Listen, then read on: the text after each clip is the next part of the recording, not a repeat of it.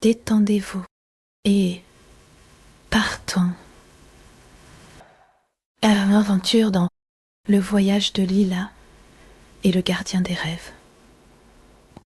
Dans un petit village niché au creux d'une vallée verdoyante, vivait une jeune fille nommée Lila. Ses cheveux auburn ondulaient comme les blés sous la brise d'été, et ses yeux d'un vert profond brillaient d'une curiosité insatiable. Orpheline depuis son plus jeune âge, Lila avait été élevée par sa grand-mère, une femme douce et sage qui lui avait transmis son amour pour les histoires et les légendes anciennes. Chaque soir, avant de s'endormir, Lila se blottissait contre sa grand-mère qui lui racontait des récits fantastiques de mondes lointains et de créatures magiques. Ces histoires nourrissaient l'imagination débordante de Lila, qui s'endormait en rêvant d'aventures extraordinaires. Mais jamais elle n'aurait pu imaginer ce qui l'attendait en cette nuit particulière. La veille de son 12e anniversaire, alors que la lune pleine baignait sa chambre d'une douce lueur argentée, Lila remarqua une étrange luciole qui voltigeait près de sa fenêtre. Contrairement aux autres, celle-ci brillait d'une lumière bleue scintillante. Intriguée, Lila se leva doucement, prenant soin de ne pas réveiller sa grand-mère qui dormait dans la pièce voisine. Elle s'approcha de la fenêtre, ses pieds nus effleurant silencieusement le plancher en bois. La luciole semblait l'inviter à la suivre, sa lumière pulsant doucement comme pour l'appeler. Lila hésita un instant, jetant un regard vers la porte de sa chambre. Puis, poussée par une curiosité irrésistible, elle ouvrit la fenêtre et enjamba le rebord. L'air de la nuit était doux et parfumé. Les brins d'herbe sous ses pieds nus semblaient murmurer des secrets à chacun de ses pas. La luciole bleue flottait devant elle, la guidant vers la lisière de la forêt qui bordait le village. « Attends !» murmura Lila, accélérant le pas pour ne pas perdre de vue son guide lumineux. Elle s'enfonça dans la forêt, les arbres semblant s'écarter sur son passage, créant un chemin baigné de lumière lunaire. Au fur et à mesure qu'elle avançait, Lila remarqua que la forêt changeait subtilement autour d'elle. Les arbres devenaient plus grands, plus anciens, leurs troncs tordus formant des visages bienveillants. Des fleurs luminescentes parsemaient le sol, s'ouvrant sur son passage pour libérer un parfum enivrant. Des papillons de nuit, aux ailes irisées, voletaient autour d'elle, laissant des traînées de poussière d'étoiles dans leur sillage. Soudain, Lila déboucha dans une clairière baignée d'une lumière éthérée. Au centre se dressait un arbre majestueux, plus grand et plus ancien que tous ceux qu'elle avait jamais vus. Ses branches semblaient toucher les étoiles, et son tronc était couvert de symboles lumineux qui dansaient et changeaient constamment, comme s'il racontait une histoire sans fin. Au pied de l'arbre se tenait une silhouette vaporeuse, à mi-chemin entre l'homme et le serpentro. Sa peau brillait d'un éclat argenté, et une paire de bois majestueux ornait sa tête, semblant capter et refléter la lumière des étoiles. Ses yeux, d'un bleu profond, semblaient contenir des galaxies entières. « Bienvenue, Lila !» dit la créature d'une voix douce qui semblait résonner dans l'air comme une mélodie. « Je suis le gardien des rêves, et cet arbre que tu vois est la source de tous les rêves du monde. » Lila, émerveillée, s'approcha lentement.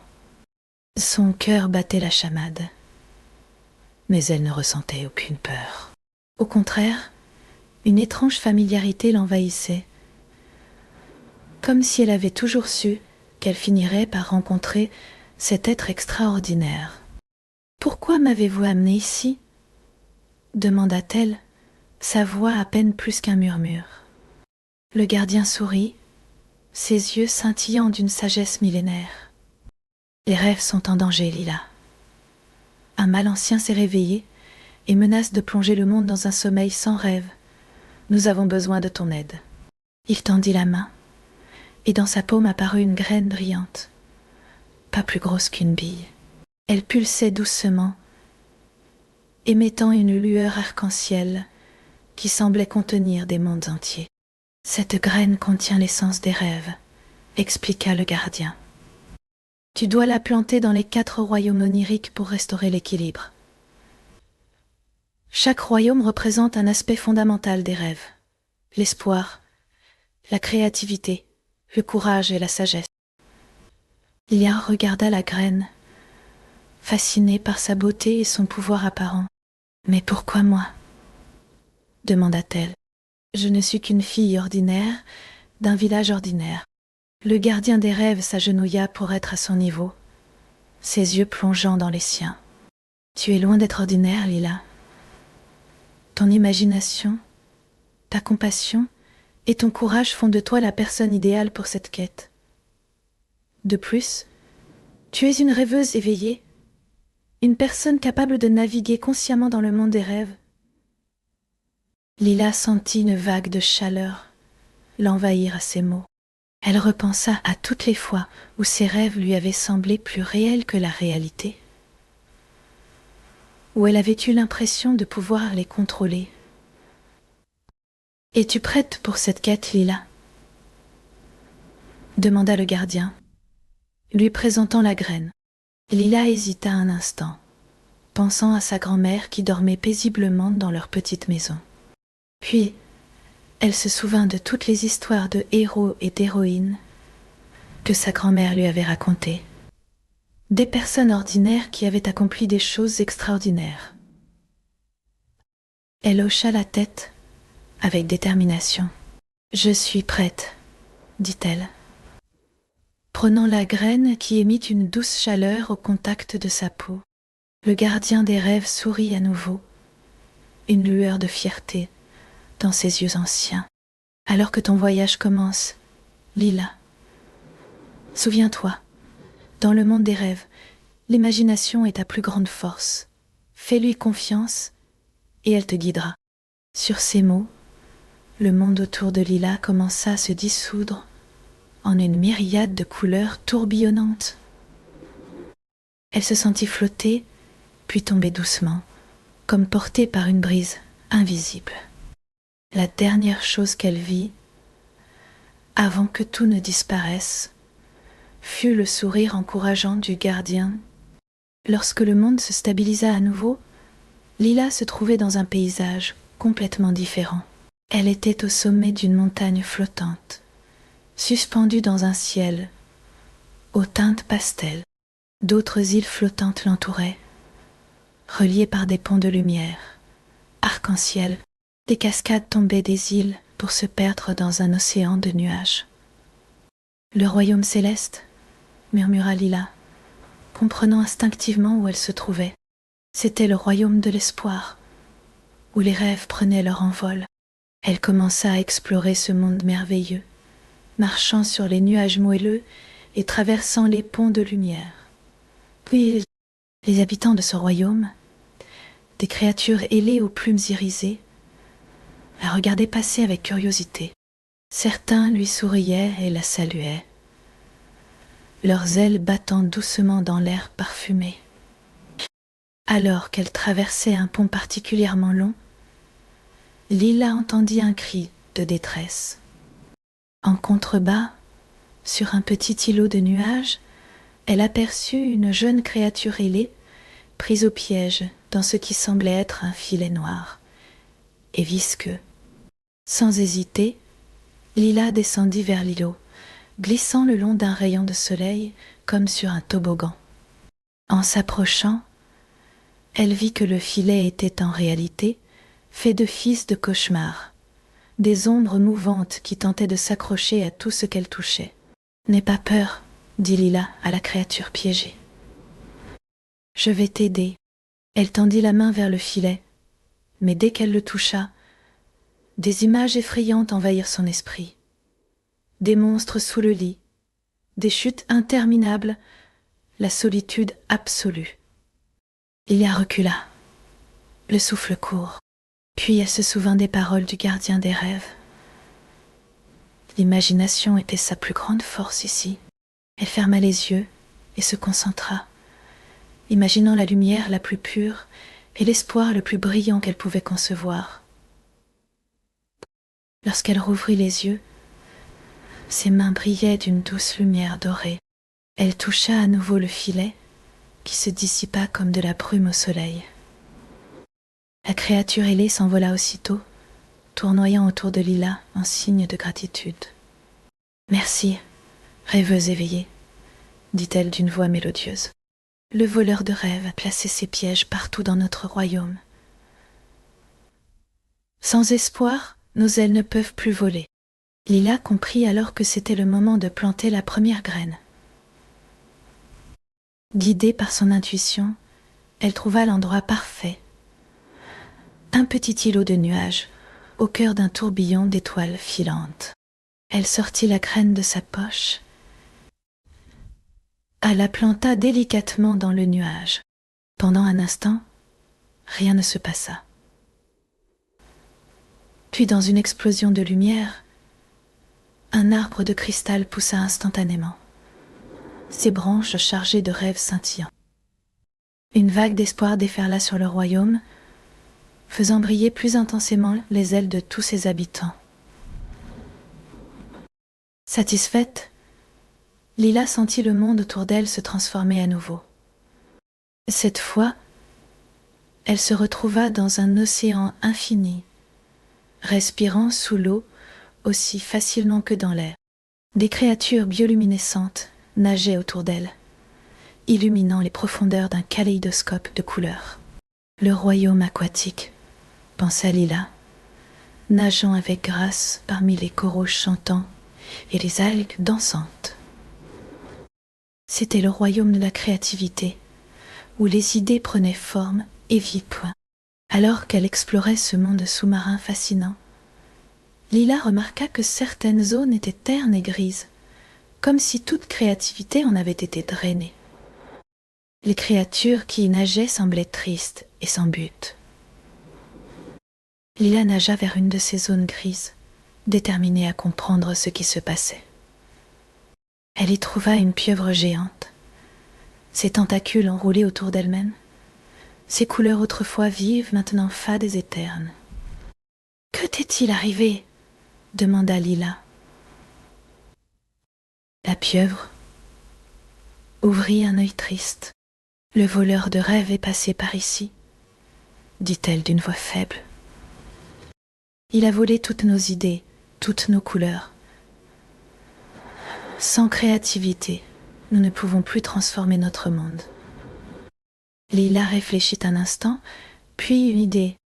Elle commença à imaginer les couleurs les plus vives et les formes les plus fantastiques qu'elle pouvait concevoir. À sa grande surprise, ces images prirent vie autour d'elle, formant des tourbillons de couleurs et des créatures fantasmagoriques. Inspirée par ce spectacle, la pieuvre commença timidement à créer ses propres images. Bientôt, d'autres créatures marines se joignirent à elle, et ensemble, elles transformèrent la zone grise en un festival de couleurs et de formes. Lilia sut alors qu'il était temps de planter la deuxième graine. Elle la plaça dans un lit de perles nacrées au fond d'un canyon sous-marin.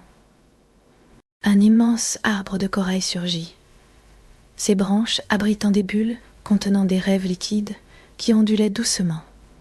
Une vague de créativité se répandit dans tout le royaume, redonnant vie et couleur à tout ce qu'elle touchait.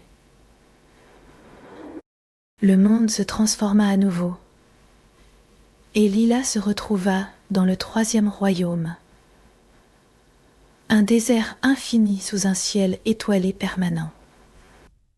Des dunes de sable doré s'étendaient à perte de vue, et des oasis flottantes apparaissaient et disparaissaient comme des mirages.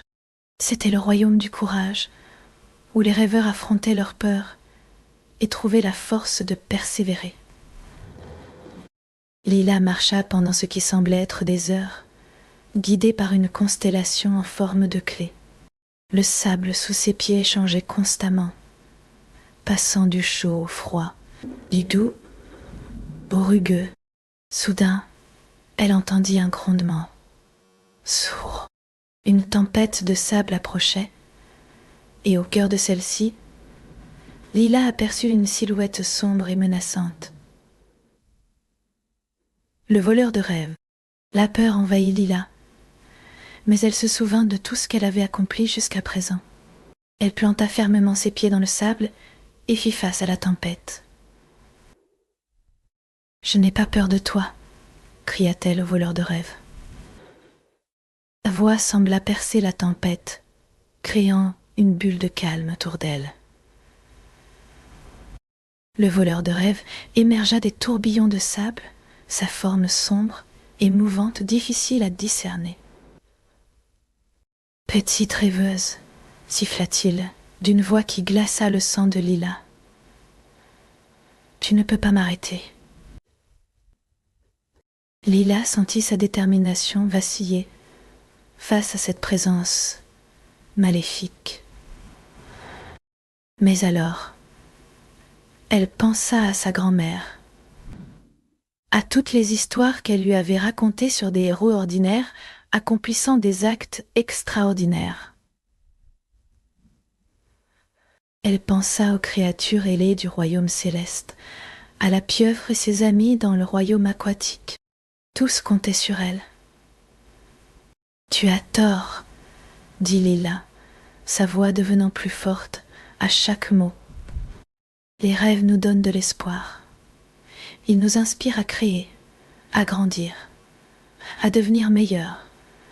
Sans rêve, nous ne serions rien de plus que des coquilles vides. » À mesure qu'elle parlait, Lila sentit une chaleur se répandre dans son corps. Une lueur dorée l'entoura, repoussant les ténèbres du voleur de rêves. « Non !» hurla le voleur de rêves, reculant devant la lumière. « Comment peux-tu avoir autant de pouvoir ?» Lila comprit alors que le véritable courage ne consistait pas à ne pas avoir peur, mais à agir malgré la peur. Elle avança vers le voleur de rêves, sa lumière s'intensifiant à chaque pas. « Je ne suis pas seule, » dit-elle. « Je porte avec moi le courage de tous les rêveurs. » Le voleur de rêves poussa un cri de rage et de frustration avant de se dissiper dans la tempête de sable qui se calma peu à peu. Lila, épuisée mais triomphante, trouva une oasis cachée dans l'œil de la tempête, désormais figée. C'est là qu'elle planta la 3e graine, donnant naissance à un palmier fait de vent solidifié. Ses feuilles murmurant des rêves anciens de bravoure et de persévérance. Une fois de plus, le monde autour de Lila se transforma. Elle se retrouva dans le dernier royaume. Un labyrinthe vivant fait de haies qui changeaient constamment, sous un ciel aux couleurs impossibles. Des portes apparaissaient et disparaissaient dans les murs végétaux, menant à des endroits improbables. C'était le royaume de la sagesse, où les leçons des rêves prenaient tout leur sens. Lila navigua dans ce dédale changeant, comprenant que chaque choix, chaque tournant représentait une décision dans la vie d'un rêveur. Elle croisa des créatures étranges, des livres volants dont les pages murmuraient des secrets anciens, des horloges dont les aiguilles tournaient dans les 2 sens, des miroirs qui reflétaient non pas le présent, mais les futurs possibles. Finalement, Lila atteignit le cœur du labyrinthe, où se trouvait une clairière circulaire. Parfaite. Au centre, un piédestal de marbre attendait la dernière graine. Mais alors qu'elle s'apprêtait à la planter, elle hésita. « Et si je me trompais ?» pensa-t-elle. « Et si le voleur de rêves avait raison ? Peut-être que le monde serait plus simple sans rêve. » C'est alors qu'une voix familière résonna dans son esprit. C'était la voix de sa grand-mère. « Lila, ma chérie, rappelle-toi, les rêves sont le pont entre ce qui est et ce qui pourrait être.